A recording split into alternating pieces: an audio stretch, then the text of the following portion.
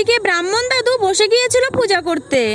তাহলে চলো আর বেশি বকবক না করে ব্রাহ্মণ দাদুর পাশে বসে পড়ি আমিও হাত পা দিয়ে পূজা করার জন্য। হ্যালো এভরিওয়ান, কেমন আছো সবাই? শুভ সপ্তমী, সবাইকে অনেক অনেক শুভেচ্ছা ও ভালোবাসা।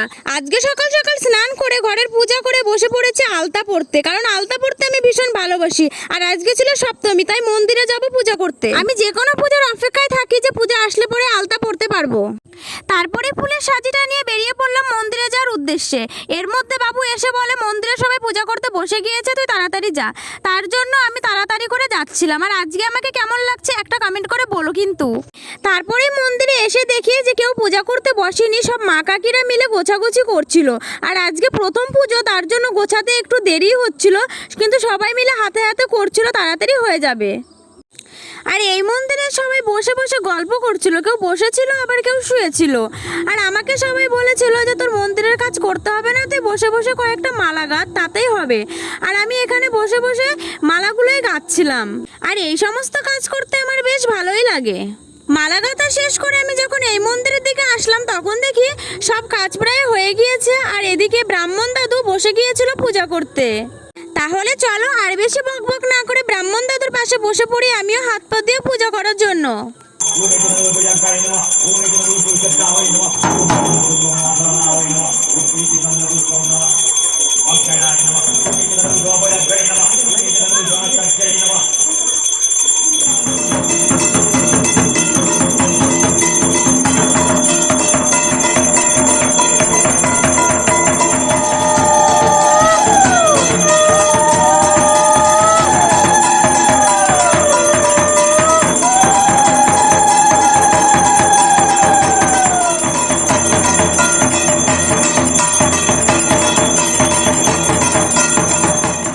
আরতি করে আজকের মতো পূজাটা এখানেই শেষ করা হলো।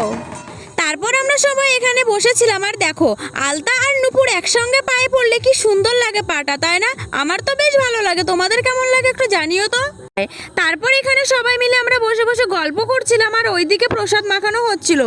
আর এইদিকে সবাইকে প্রসাদ দেওয়া হয়ে গিয়েছে, আর আমাকেও দিয়েছিল, কিন্তু আমাকে ফল প্রসাদ দেওয়া হয়নি। তার জন্য আমি এখন মন্দিরের দিকে এগিয়ে যাচ্ছিলাম ফল প্রসাদ নেওয়ার জন্য।